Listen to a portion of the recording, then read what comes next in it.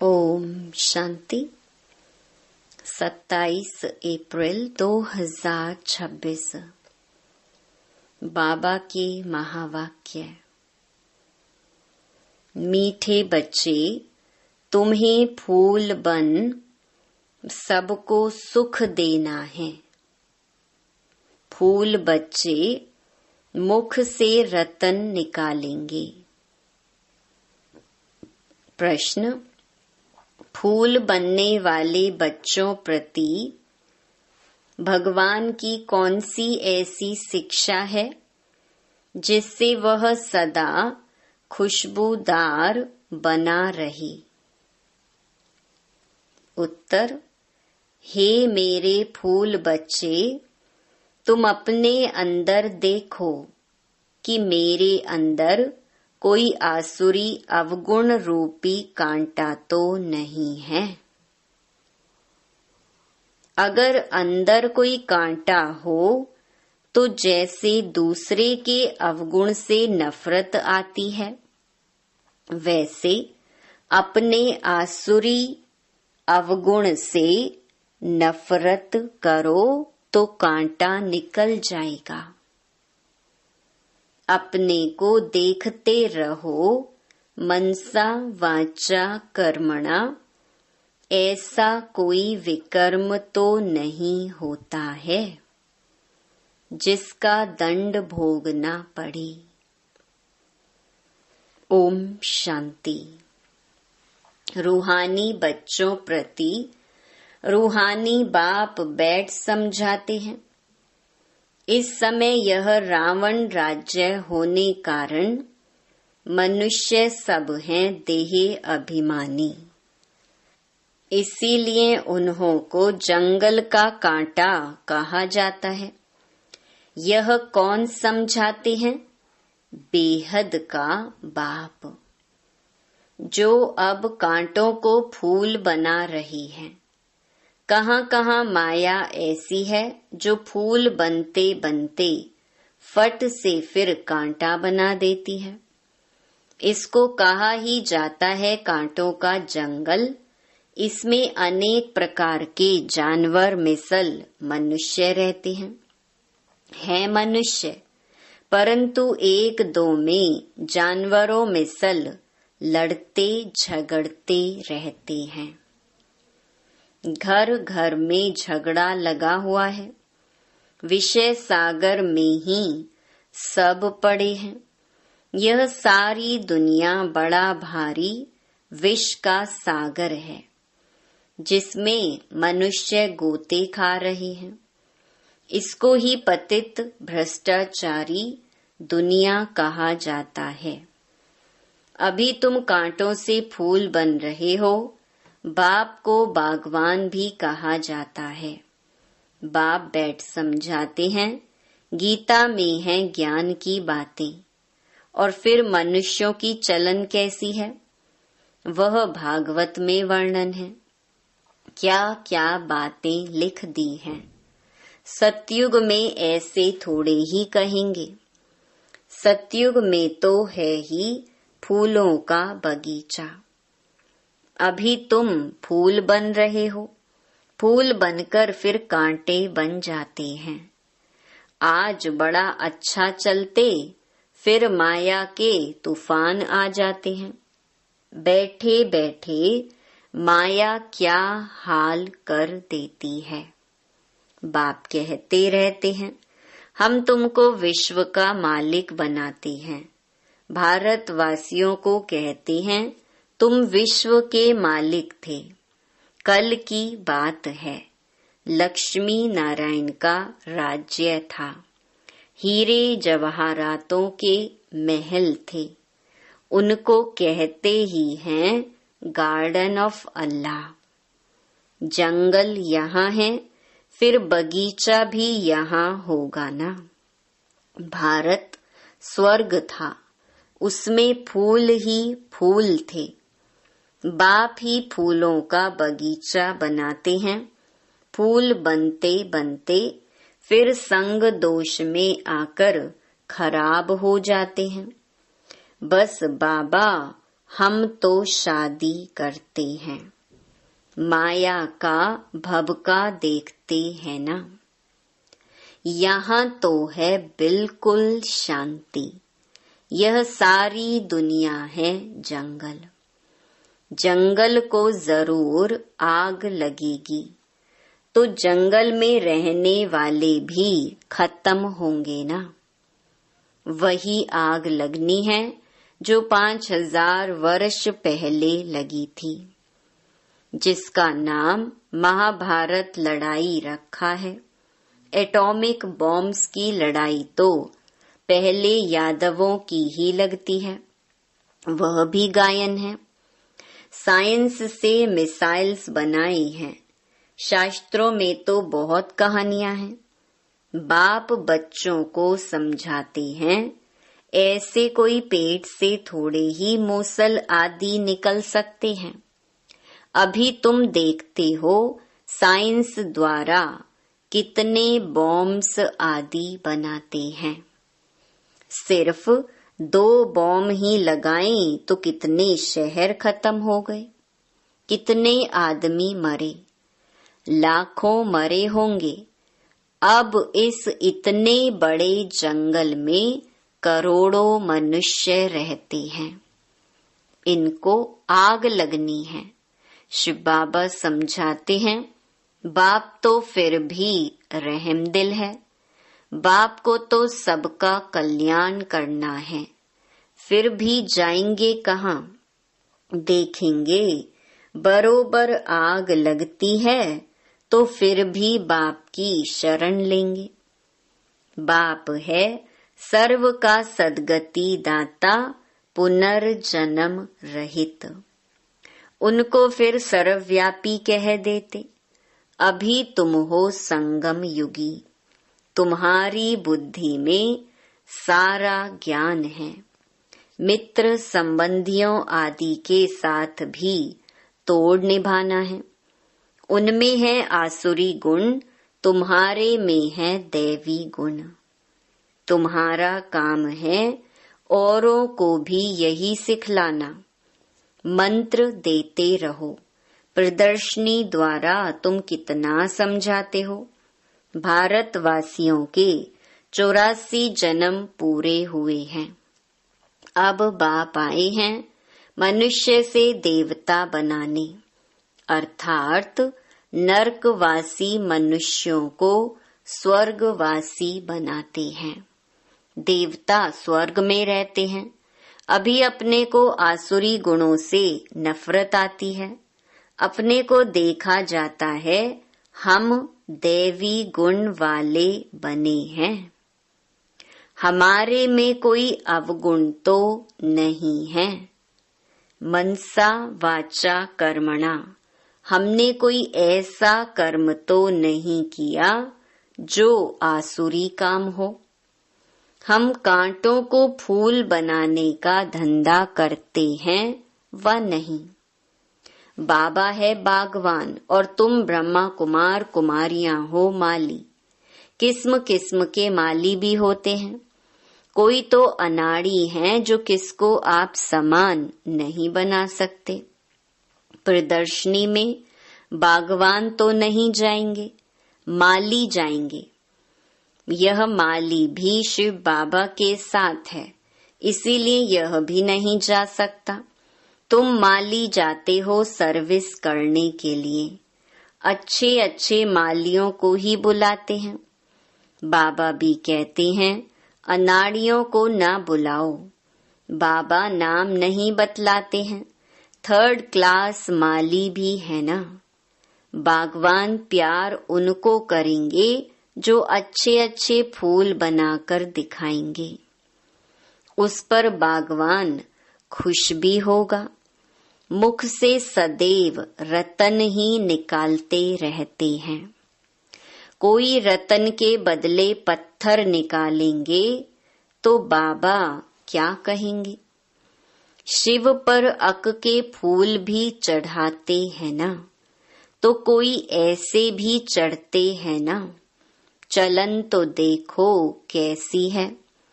कांटे भी चढ़ते हैं, चढ़कर फिर जंगल में चले जाते हैं।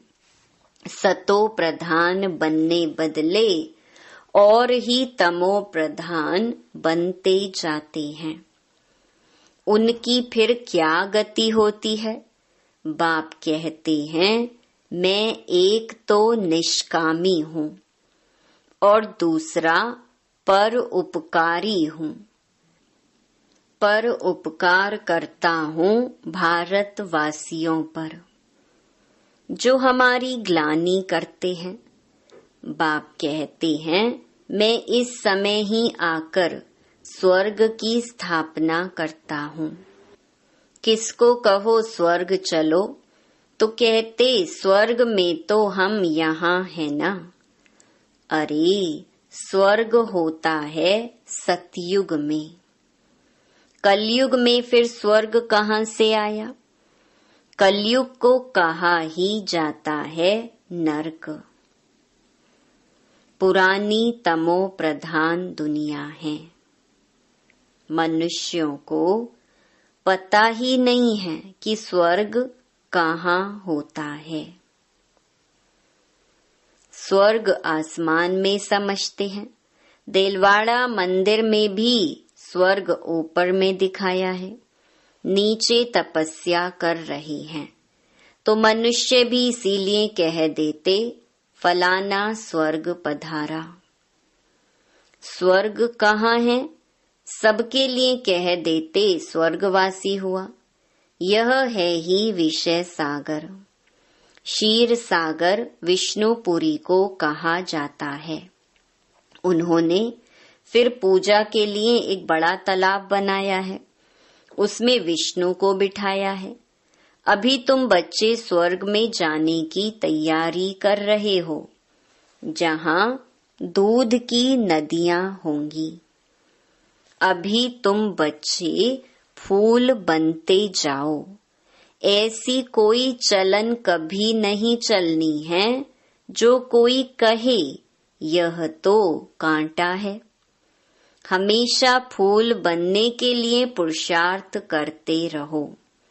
माया कांटा बना देती है, इसीलिए अपनी बहुत बहुत संभाल करनी है। बाप कहते हैं, गृहस्थ व्यवहार में रहते कमल फूल समान पवित्र बनना है। बागवान बाबा कांटों से फूल बनाने आए हैं। देखना है हम फूल बने हैं। फूलों को ही सर्विस के लिए जहाँ तहाँ बुलाते हैं। बाबा गुलाब का फूल भेजो, दिखाई तो पड़ता है ना कौन कौन सा फूल है। बाप कहते हैं, मैं आता ही हूँ तुमको राजयोग सिखलाने। यह है ही सत्य नारायण की कथा। सत्य प्रजा की नहीं है। राजा रानी बनेंगे तो प्रजा भी अंडरस्टूड बनेगी।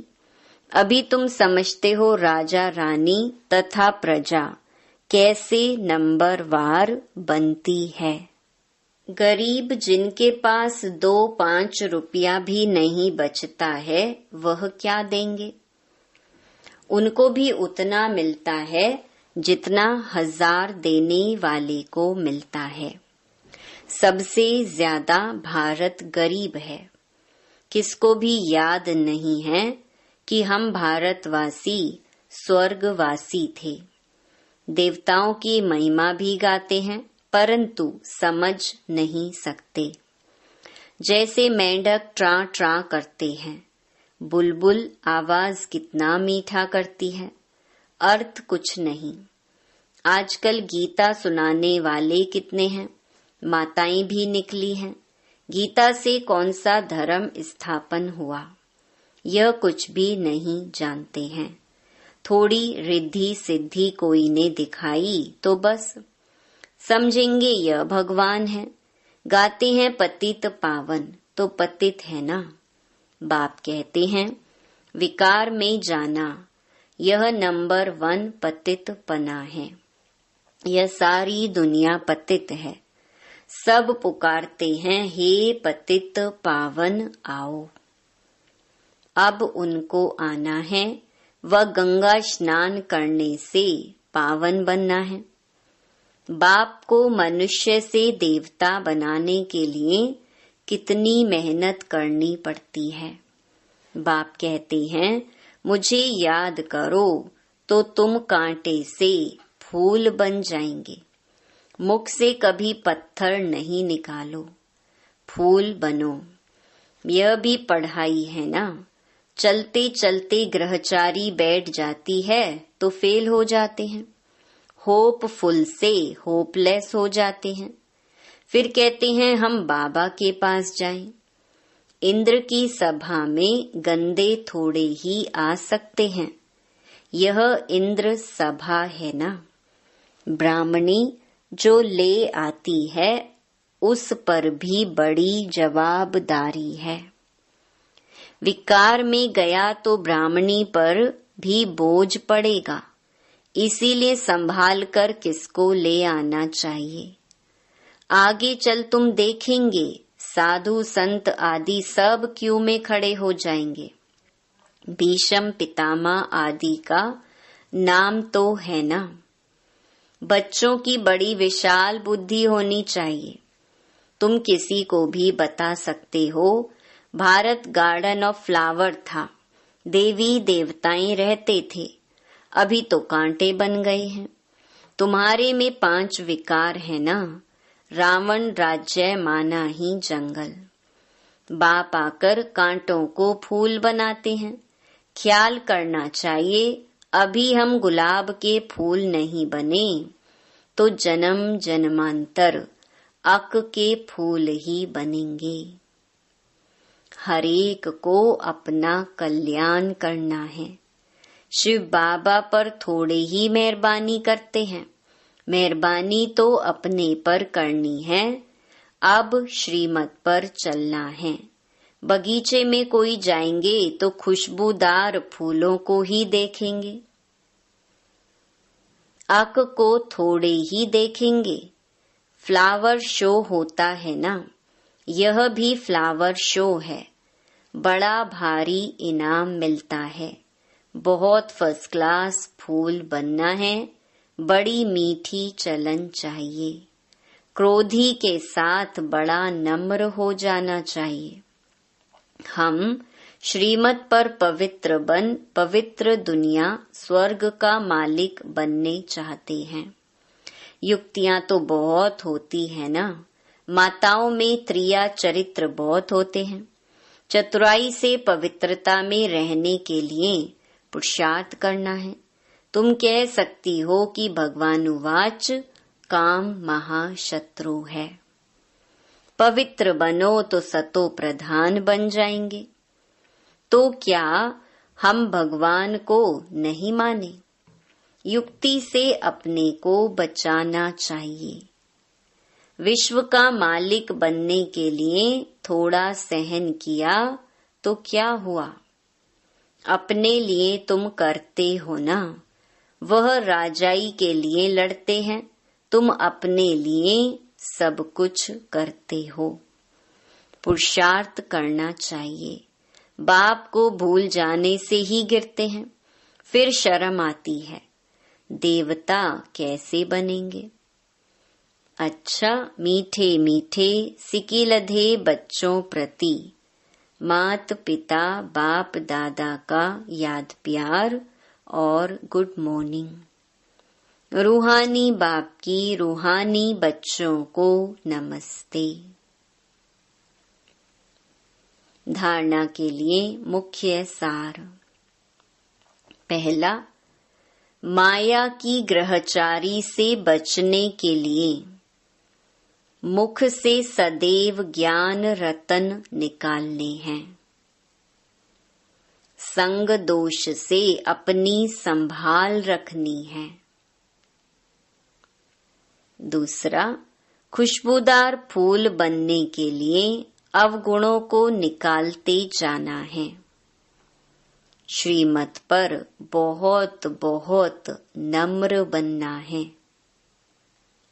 काम महाशत्रु से कभी भी हार नहीं खानी है। युक्ति से स्वयं को बचाना है। वरदान, शक्तियों को करामत के बजाय कर्तव्य समझकर प्रयोग करने वाले पूजन व गायन योग्य भव। याद द्वारा जो शक्तियों की प्राप्ति होती है, उन्हें करामत समझकर प्रयोग नहीं करना, लेकिन कर्तव्य समझकर कार्य में लगाना। उन मनुष्यों के पास रिद्धि सिद्धि की करामत होती है, लेकिन आपके पास है श्रीमत। श्रीमत से शक्तियां जरूर आती हैं, इसीलिए संकल्प से कर्तव्य सिद्ध होते हैं। संकल्प से किसको कार्य की प्रेरणा दे सकते हो? यह भी शक्ति है, लेकिन श्रीमत में जब अपनी मनमत मिक्स न हो, तब गायन और पूजन योग्य बनेंगे। स्लोगन, किसी भी प्रकार की हलचल में दिल शिकस्त होने के बजाय बड़ी दिल वाले बनो। ये अव्यक्त इशारे, महान बनने के लिए मधुरता और नम्रता का गुण धारण करो। जो सरल चित हैं, वही मधुरता के गुण संपन्न हैं। वही सदा हर्षित रहते हैं। हर्षित चित्त हैं तो सबको आकर्षित करते हैं। हर्षित का अर्थ ही है अतीन्द्रिय सुख में झूमना। ज्ञान का सुमिरन करते, अव्यक्त स्थिति का अनुभव करते, अतीन्द्रिय सुख में झूमना, इसको कहा जाता है हर्षित। ऐसा जो हर्षित रहता है, वही आकर्षित करता है। अच्छा, ओम शांति।